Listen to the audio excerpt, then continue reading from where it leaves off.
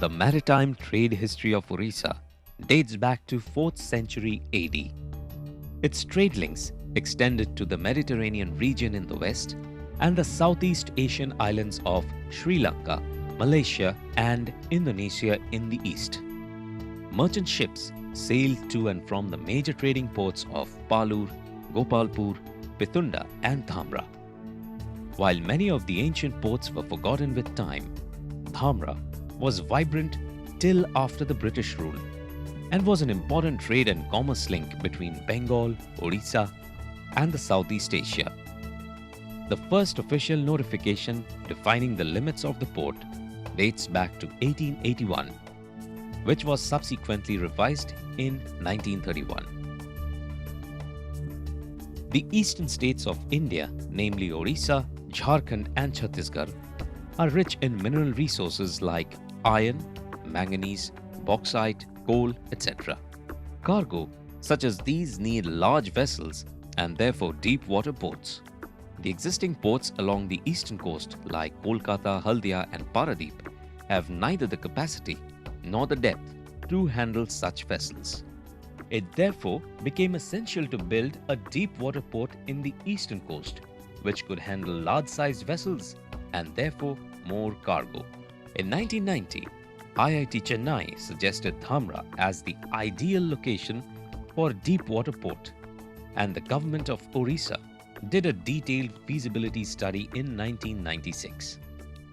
The government of Orissa signed a concession agreement with International Seaport Limited in 1997 to build a port under public-private participation through a special purpose company, Dpcl, or the Dhamra Port Company Limited.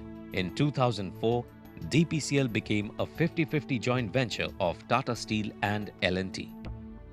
You have to have ports which are as deep as those in China, those in Australia. We don't have that kind of port. Dhamra is going to be the first of its kind in this entire region. The mineral development, the industrial development of the entire region is looking to Dhamra. The port is a public infrastructure and is expected to herald a new chapter in the economic development of the region, which is otherwise one of the most backward in the country. Unfortunately, since its very inception, a number of apprehensions have been expressed by certain groups and individuals, mostly campaigners, to malign the project as an environmental threat. We shall address some of these misconceptions. The location of the port. The port is not located where turtles nest. In fact, between Gahirmatha, where turtles nest, and the site where the port is being built, there are two river mouths, River Dhamra and River Maipura. Considering that Gahirmatha is the northernmost nesting site and turtles come from the south, the port location, which is further north of Gahirmatha, should be least frequented by turtles. The National Environment Appellate Authority, which visited the site, clearly ruled that the place is unsuitable for turtle nesting. This is what the Chief Wildlife Warden of Government of Orissa reported about the port site. The olive ridley turtles nest in the Gahirmatha beach, which is about 15 kilometers from the port site as the crow flies. But as there is dispersal of islands and sandbars, actual water route distance from the port site to the nesting beach is about 30 kilometers. No other endangered marine life occurs or nest in close vicinity of the proposed port site. The Wildlife Institute of India report divides the coast of Orissa into 8 sectors, out of which turtles visit 7 sectors either sporadically or en masse for nesting. As per WII study of 2000, nesting of olive ridley turtles takes place along the coastline south of Dhamra river mouth. The turtles do not visit the northern sector of River Dhamra. Breeding, congregation and mating pairs were found within an area of 52 square kilometers in the coastal water of Gahirmatha. This area falls within the 1400 square kilometers of coast declared as marine sanctuary.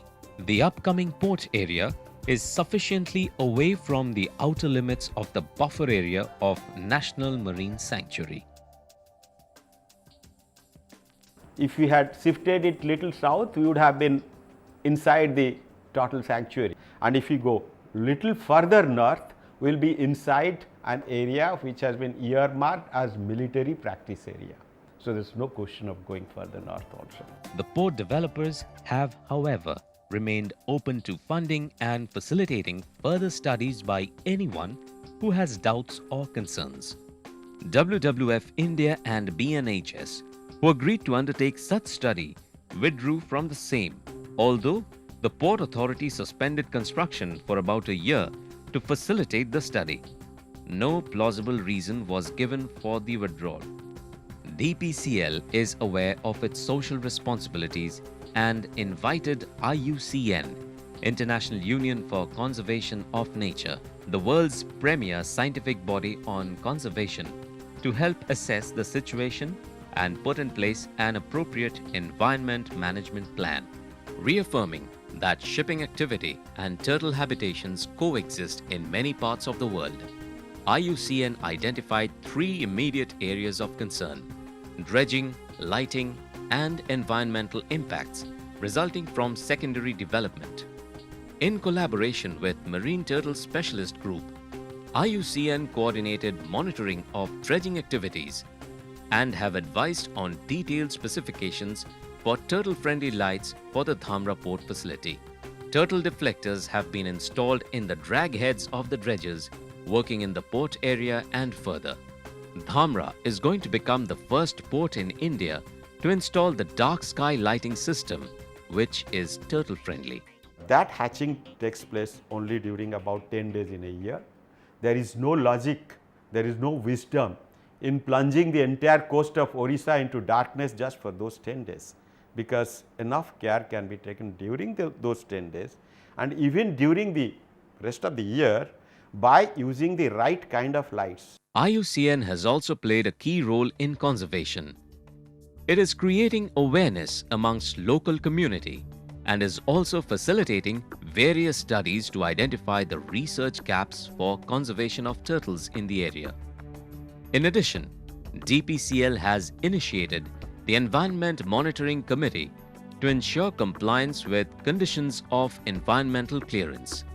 Dpcl has also collaborated with Regional Research Laboratory to monitor seawater quality with reference to marine productivity, and National Institute of Oceanography to study the impact of dredging on beach profile.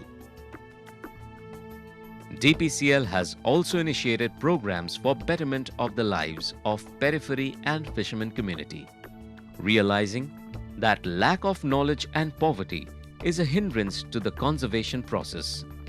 Village development, healthcare, and education are the key initiatives going on in the area. In March 2009, around 170,000 olive ridley turtles have nested in Gahirmatha as the dredging of the Dhamra North Canal continues.